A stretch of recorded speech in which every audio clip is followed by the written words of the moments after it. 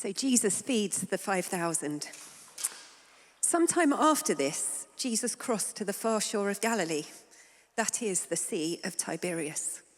And a great crowd of people followed him because they saw the signs he had performed by healing the sick. Then Jesus went up on a mountainside and sat down with his disciples. The Jewish Passover festival was near. When Jesus looked up and saw a crowd coming towards him, he said to Philip, "Where shall we buy bread for these people to eat?"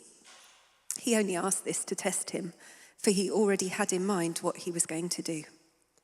Philip answered him, "It would take more than half a year's wages to buy enough bread for each one to have a bite." Another of his disciples, Andrew, Simon Peter's brother, spoke up. "Here's a boy with 5 small barley loaves and 2 small fish, but how far will they go among so many?" Jesus said, "Have the people sit down." There was plenty of grass in that place, and they sat down. About 5,000 men were there. Jesus took the loaves, gave thanks, and distributed to those who were seated as much as they wanted. He did the same with the fish. When they had all had enough to eat, he said to his disciples, "Gather the pieces that are left over, let nothing be wasted." So they gathered them and filled 12 baskets with the pieces of the 5 barley loaves left over by those who had eaten. After the people saw the sign Jesus performed, they began to say, "Surely this is the prophet who came into the world." Jesus, knowing that they intended to come and make him king by force, withdrew again to a mountain by himself. Amen. Thank you so much, Claire. Good morning, everyone. My name's Rosie, Jago said, but I'm the outreach minister here, and I get the joy of being part of our staff team and kind of all that involves. And part of that is things that go on in the week, part of that is things that go on a Sunday. And if we haven't met, I would love to meet you. Do come and say hello after the service. But as Jago said, we're continuing in this series of the 7 signs of Jesus in the Gospel of John. And this story we've just heard is a Sunday school classic. You might be really, really familiar with it, the feeding of the 5,000. And as we look at these 7 signs across the Gospel of John, when I first heard that was the title of the sermon series, I was like, well, I think we've got it wrong. I think there's quite a lot more than 7 signs that Jesus performed in the Gospels. I don't know where that's come from, but actually John emphasizes these 7 moments throughout his Gospel. And then at the end of his book, we've looked at this verse a few times, but chapter 20, verse 31, it's going to come up on the screen. He says, I've recorded these, I've remembered these, that we, you, us, may believe that Jesus is the Messiah, the Son of God, and have life in his name. These signs that we've been reading about and will continue to be learning about are not only to display Jesus' miraculous power over the physical world, if you like, the part of that verse that says that we would believe that Jesus is God, that Jesus is the Son of God, but also it's this opportunity to learn who Jesus is in his deepest essence, in his character, in his heart. And therefore, through relationship with him, through getting to know that side of him, the spiritual transformation that each one of us can receive. If you like, the second part of that verse, the having life, having transformation in his name part. Each miracle isn't just a humanly impossible act when we look at it on paper, but it's an opportunity for relationship and to know Jesus more. So throughout our time today, I would love you just to be thinking, as I'm reading some of the verses, as we're learning some of this stuff, how do I get to know something new about Jesus? What is new for me today? But also, what can I be reminded of? If you're super familiar with this story, what are the things that I can be reminded of who Jesus is? But also, how does this apply to me as I leave here today? What happens tomorrow? How does this impact my relationship, my faith, my life with Jesus? The first thing that I learn when I look at this passage, even just in the little kind of subheading you get in your Bible as you look at the passage, Jesus feeds 5,000. The first thing we see is Jesus' compassion. Jesus is feeding 5,000 people. He's compassionate. There is a charity called Compassion International, and they define compassion as this 3-step process. Compassion means seeing the suffering of others, deeply caring, and taking action. And that's exactly what we see Jesus doing in this passage. Chapter 6, verse 5, if you look with me at the passage, it says, Jesus looked up and saw this crowd coming towards him. He looked up and saw the crowd coming. And I don't know whether you've ever met somebody who, when they look at you, they like see beyond. They kind of really see you. They look at you and you say, how are you? And they say, and you might say, yeah, I'm fine. Fine. And they go, no, how are you really? They've seen something beyond. And that's what Jesus does. When he looks at people, when he sees people, he recognizes a need. He sees the need and deeply cares. And this kind of seeing that Jesus does here, he does it throughout the Gospels. And if you get a chance to read the Gospels of Matthew, Mark, Luke, and John, you'll see it time and time again. Jesus looked at them and. Jesus saw them and.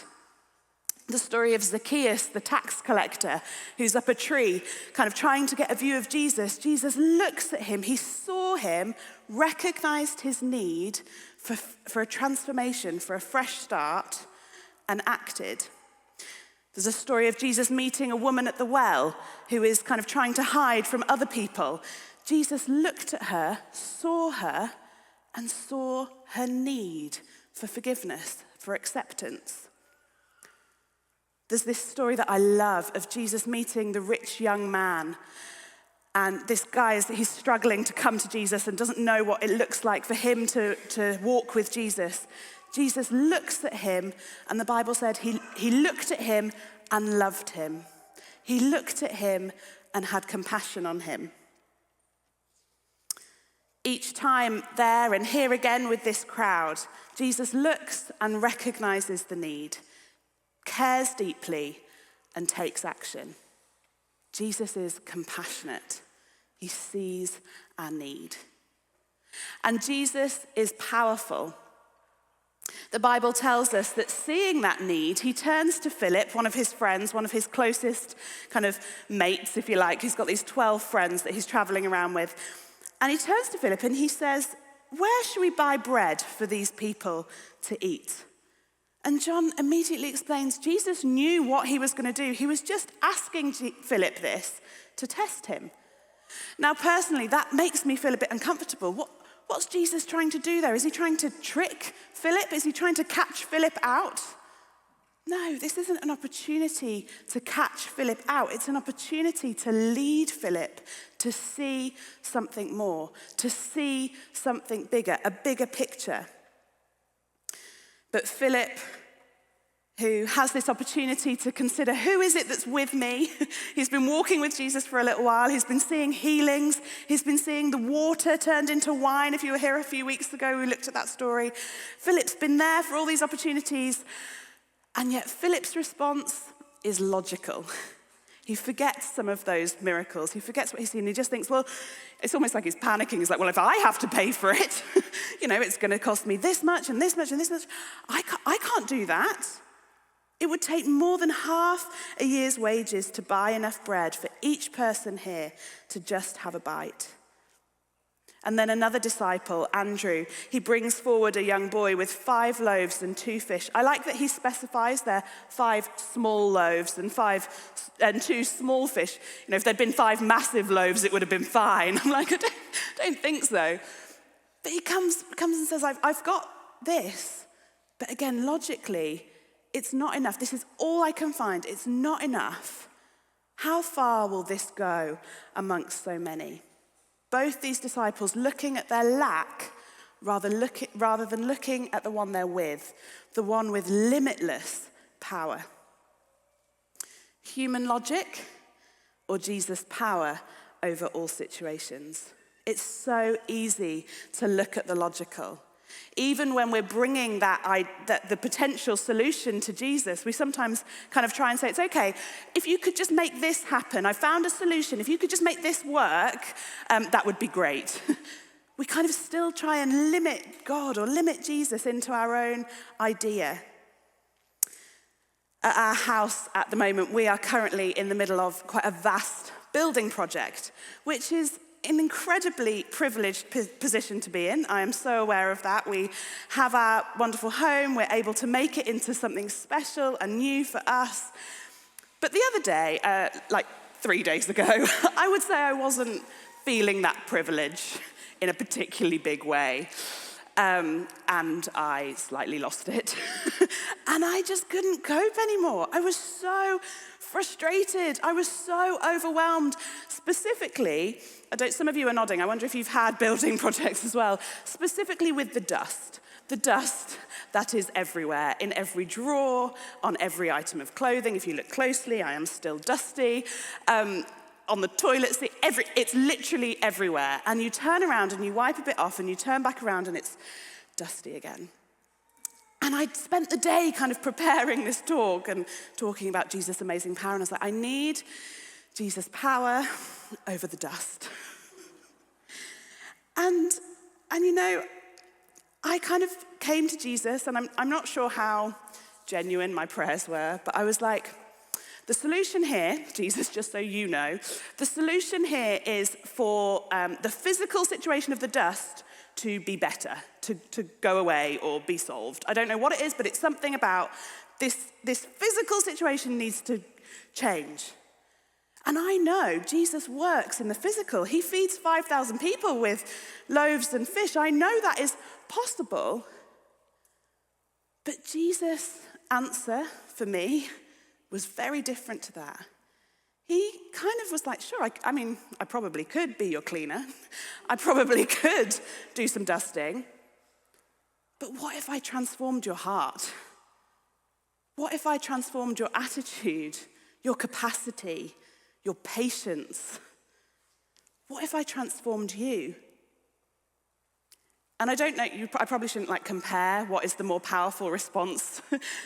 But for me, Jesus being my cleaner, well, let's be honest, I probably could do more dusting in the house.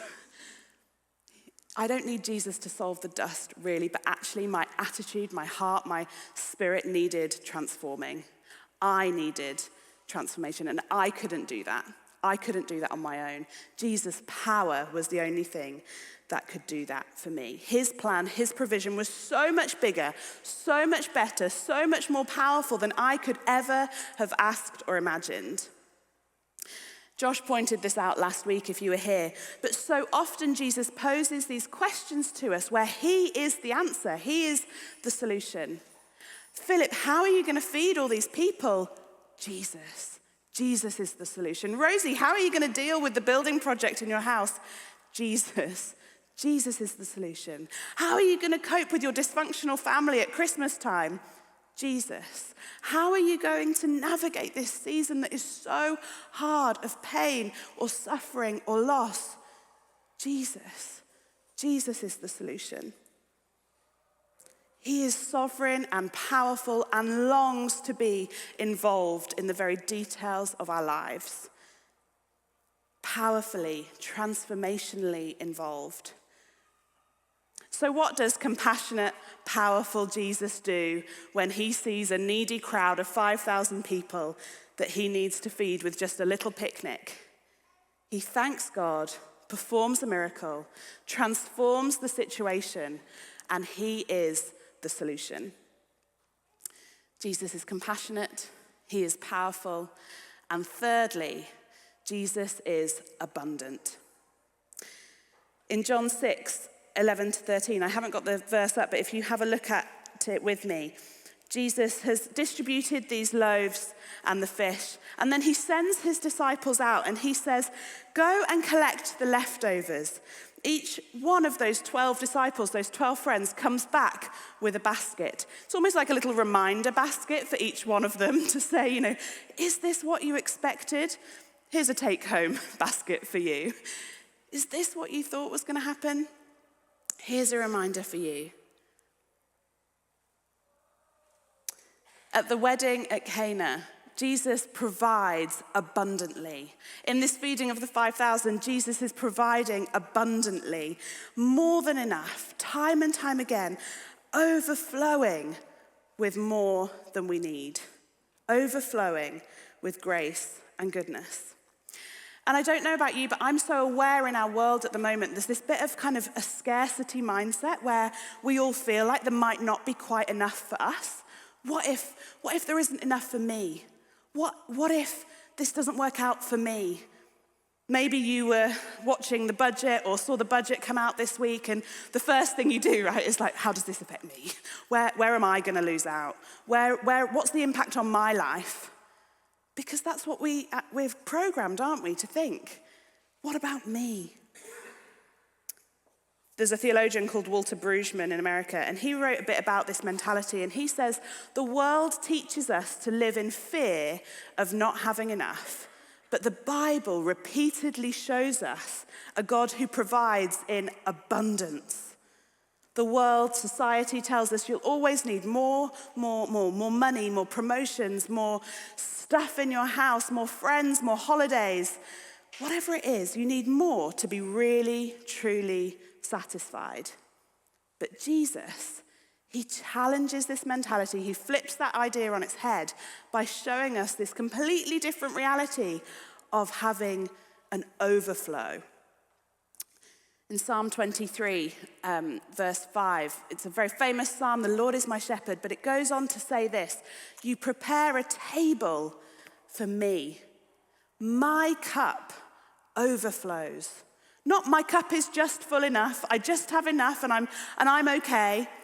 It overflows. There is an abundance for me. It's a picture of plenty, a God who doesn't just meet our needs, but fills our lives overflowing with his goodness, his kindness, his grace, his compassion, his power, constant provision, faithfulness, relationship with him, and his love. A constant and eternal feast that we don't need to hold back from, but can trust him in providing. Now, I know for some of us here, maybe lots of us here, you hear that idea of an abundant God, and you think, that isn't actually my experience. That isn't actually my experience today. That isn't actually my experience ever, perhaps. Because I don't have enough. I'm hurting, I'm in pain, I am suffering, I'm grieving. And we have to be honest, right? I am not saying that this is a ticket to all your prayers being answered and life being good. We know that as we become a Christian, it's not click your fingers and everything's solved. But what Jesus does have in abundance is space, is room for all our hurt, our brokenness, our pain. And he wants to meet us in there, offering that love, offering that compassion. The promise of his presence, the promise of him being with us in our darkest and loneliest moments. Later on in this chapter, we didn't read it together, but if you go down, you see the famous verses in John 6:35, and it says, I am the bread of life. Whoever comes to me will never go hungry. And he's not speaking physically. You'll still leave here today and want your lunch. Later on, you're going to want your dinner, and then tomorrow morning, you'll wake up and want your breakfast. Maybe some snacks in the middle for me. But emotionally and spiritually, he satisfies. He can satisfy as we ask him into our hearts. The world bombards us with this idea that we're not enough. Be more, have more, do more. But Jesus offers us a rest. Come to me, all who are weary, all who are tired, all who are burdened, and I will give you rest. We don't need to keep asking, will there be enough? Is there enough? Our cup overflows. So Jesus, compassionate, powerful, abundant Jesus, transforms this situation. Now, one of my favorite things to do when I watch a film or read a book, I don't know whether you do this, is try and work out, if I was in this film, who would I be? Usually the one running away from like anything scary or any action or anything like that. But where would I put myself if I was in this passage? And I wonder if you can see, where would you put yourself in this passage? Let's start with the crowd. The crowd, they receive Jesus' compassion. Jesus could have looked up, saw the great crowd coming towards them, clocked they're hungry, they're going to want some food, and said, "You fools, you didn't bring a lunch." That sounds like a you problem. One of my favorite lines to Ali when he's bringing me issues. I'm like, that sounds like something you need to figure out. It's nothing to do with me. Don't bring me into your mess. But that isn't what Jesus said. Jesus said, I see your need, I recognize your need, your hunger, and I deeply care, and I move to action. They receive compassion from Jesus. And I wonder how many of us, when we think of coming to Jesus, maybe even for the very first time, we think of coming to Jesus, or maybe you've had a time where you've been avoiding Jesus and you're avoiding church and you're just like, I don't want to be seen. I don't want to be fully seen because actually Jesus is going to be mad at me. He's going to roll his eyes and like, what do you mean you did that again? What do you mean you messed that relationship up again? What do you mean? But that isn't how we see Jesus respond. We see Jesus respond with compassion. I care. I want to know. I want to be with you in that mess. Jesus wants to get down into our dirt, into our challenges, and meet us and be with us. Everything that Jesus did in his ministry, feeding the 5,000, being born in a stable as a baby, all the way to being crucified on a cross and defeating death and being raised to life, everything that happens from beginning to end of that period was so that we would know, so that each and every person would know that he loves you. He wants to meet you. He wants to know you. He wants to feed you and be enough for you. Receive that compassion. Don't shy away from it. Or maybe you can really identify with Philip and Andrew, faced with an impossible task. The disciples, what do? Well, the disciples, they experience afresh Jesus' power. For many of us, like those guys, Philip and Andrew, we look at an impossible situation and we think logically. We find ourselves calculating our next move, leaning on our own understanding. But this miracle of feeding the 5,000 reminds us there are times when Jesus calls us to look beyond our own limitations and see his limitless power. What is your impossible task this morning? If you had to think of one challenge that you're like, I don't see that mountain moving. I don't see that challenge being solved. Perhaps, like Philip, it's an impossible task that you feel God has given you. How? How can I do that? Or perhaps, like Andrew, you just don't feel equipped for this situation. You've found maybe a bit of a subpar solution, a couple of fish, a couple of bread rolls, and you're thinking, this isn't enough. What's the point? It's never going to solve that problem. But Jesus is powerful, and he moves in miraculous, transformational ways.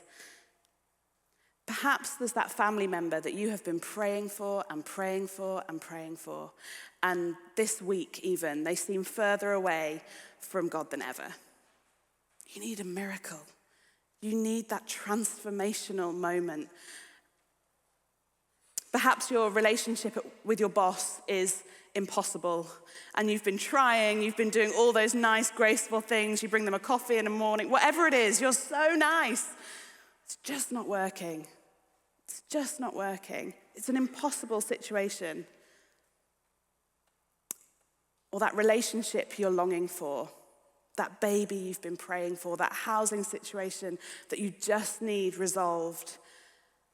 And it's just impossible. I can't do it. We face impossible things in life that feel overwhelming, like looking at a crowd of 5,000 people who want dinner. And that's just the 5,000 men, right? That doesn't mention the women that came along, the kids that came along. We're talking thousands and thousands and thousands. It's overwhelming. But we see here, and we can know personally, the Jesus that fed 5,000 plus the rest with rolls and a couple of fish and had leftovers. Sometimes it's about surrendering those things that we can't manage when we see God working most powerfully. Elsewhere in the Bible, God says, "My power is made perfect in weakness." He's saying, when you can't, I can. The disciples experienced Jesus' power over the impossible, and so can we. And what about the boy? I always imagine him as like a 7-year-old. I don't know. Maybe he was a teenager. I don't know. But he has his lunch. And he looks at his lunch. Don't know what you would do in this situation. This is not how I would play it. But he looks at his lunch and is like, yeah, you can have some of this. He's willing. He's ready. He's there. He could have thought, this won't make any difference. Looking at that impossible situation, that crowd, this isn't going to make any difference. But he doesn't. He looks at Jesus and he says, I'm willing to opt in to this. I don't know how this is going to play out, but I'll opt in. I'll take part. The boy gets to participate in Jesus' abundance by giving what he had. He gets to take part, be a central part of this powerful miracle by giving, surrendering what he had. A couple of weeks ago, Jago was talking about giving financially to church. I don't know about you guys, I'm sure you all filled out your pledge forms immediately and sent them straight off, and you're much better again than me. But this is awkward because Jago's like in my eye line. I would say I stalled at best. I looked at the pledge form and I listened to the talk and I thought, there's a builder in my house. I don't know whether you've had builders in your house, but they are so ready to tell me where I need to spend more money. There's a baby on its way, and I don't know about you, but I've been told this baby's going to eat money for breakfast. And I panicked. I thought, I only have, there's a little bit, maybe, but what's the point? What's the point? What difference will my little bit make? But who is Jesus when we feel challenged in our lack? Who is Jesus when we're looking at our little bit? Jesus is abundant. Jesus is abundant. Not me. Jesus is abundant. He says, that little bit that you have, wait and see what I can do with it. That little bit the boy gave, wait and see what I can do with it. I can transform this situation. That little bit that you feel able to give to revitalize, that little bit that you feel able to give to a charity that you really care about, wait and see what I can do with it. Jesus, the work of Jesus, he is the abundant one. And it's not all about money. How often do we count ourselves out of things because we feel like, I don't have enough. I can't see that friend who is in need because I don't have enough time. I can't read my Bible this morning. I just don't have enough energy. I don't want to join the Alpha team or the worship team because I don't have enough. I'm not equipped enough. I don't have enough experience. I don't want to give that bit of encouragement. I don't want to give that word or that picture to somebody. I don't have enough confidence. So often we perceive this lack, but we miss out on knowing Jesus' abundance over those situations. Let the boy's decision when he looked at his little lunch be a lesson to each one of us. When we trust Jesus with our small bit, when we trust Jesus with what we have, he can transform the situation. He makes it more than enough. He is the abundant one, not me. We're going to draw our time together looking at this passage to a close, but I wonder as you reflect on those three people or those three facts that we've learned about who Jesus is, Jesus' characteristics, where do you know that's where I need to see Jesus in my life? That's where I need to see more of Jesus' compassion. I need to remember his compassion for me because I'm hurting. I need to see Jesus' power over this situation because it feels impossible.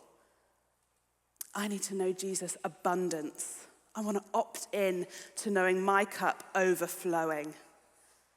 Later on in this passage, the crowd, it's actually the next day, they come back to Jesus and they're kind of looking for a bit more. They need more from him. And one of the things that Jesus says to them is in verse 29, he says, "The work of God is this, to believe in the one he sent." Believe these things about Jesus. Believe in who Jesus is and how he longs to meet with you. And their response was, "Well, what sign will you give us? What is the thing that you're going to prove to? How are you going to prove that you're really the Son of God?" They've just seen him feed 5,000 people with a picnic. We need more proof. We need more. How often do we do that? It's almost predictable, isn't it? Something happens and we forget. God provides and we forget. Jesus says, "I am the bread of life." It's not the bread that out of the miracle that's going to keep you full. It's not the sign of the miracle that's going to keep you full. It's me. I'm the one that's going to keep you full.